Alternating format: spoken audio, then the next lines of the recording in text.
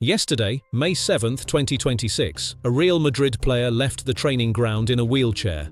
Not because of a knee injury, not because of a hamstring.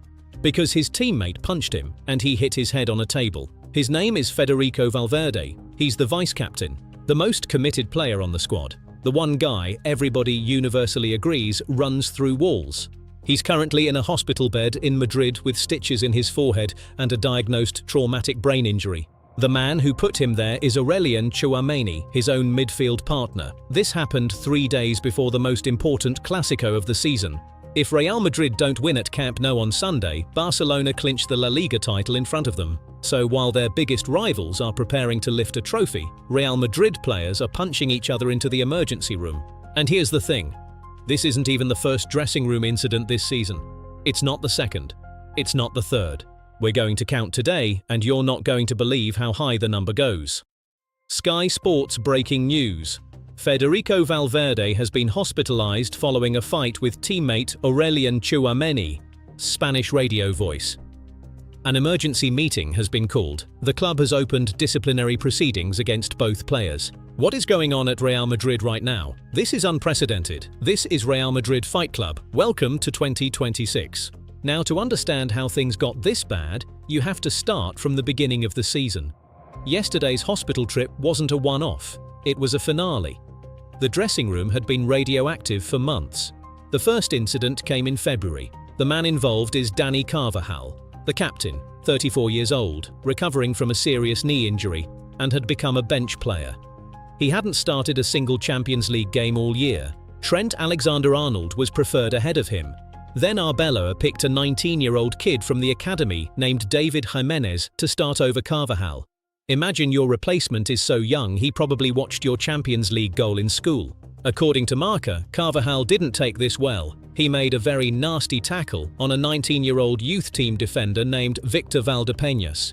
The kid had to go to the hospital. Knee injury. Out for a month.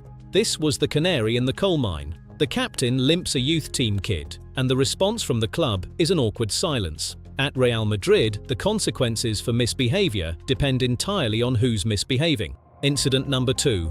February again. Antonio Rudiger. If you don't know Rudiger, he's a 6'3" German centre-back who has the energy of a guy who was raised by wolves. He is the most unhinged person in La Liga. Hours after a team-building dinner, Rudiger walked into the dressing room and slapped Alvaro Carreras across the face. The Spanish press uses 2 words, bofeton, tortazo. They both translate roughly to, "You got smacked, my guy." Rudiger later apologized, took the entire squad out for lunch. Carreras posted that everything was sorted out. Imagine being on that lunch invite. "Hey lads, sorry I assaulted Alvaro, the Wagyu is on me." The lunch fixed nothing. Incident number 3. April 24th, Mbappé. The dictator strikes again. During a training drill, Mbappé got into a heated argument with a member of Arbeloa's coaching staff over an offside call. Mbappé reacted angrily. According to sources, his response included insulting language directed at the staff member.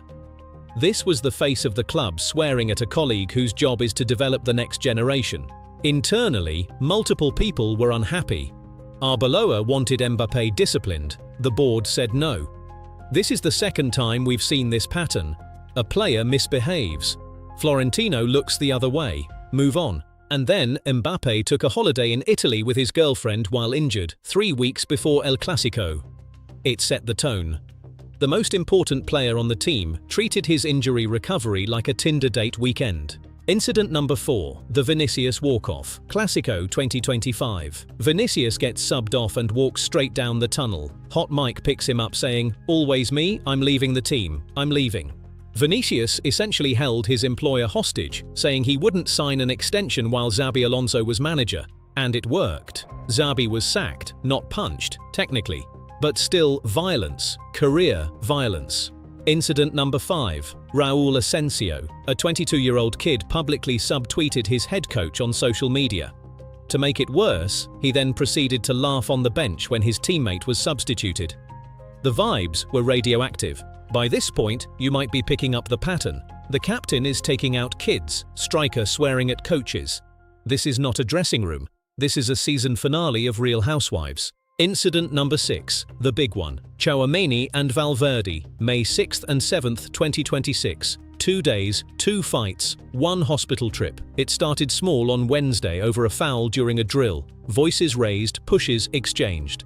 Wednesday night, the story leaked to the press. Thursday morning, Valverde refuses to shake Tchouaméni's hand. He was accusing Tchouaméni of being the leak. He was furious and wasn't going to let it go. The training session was tense. Valverde kept needling.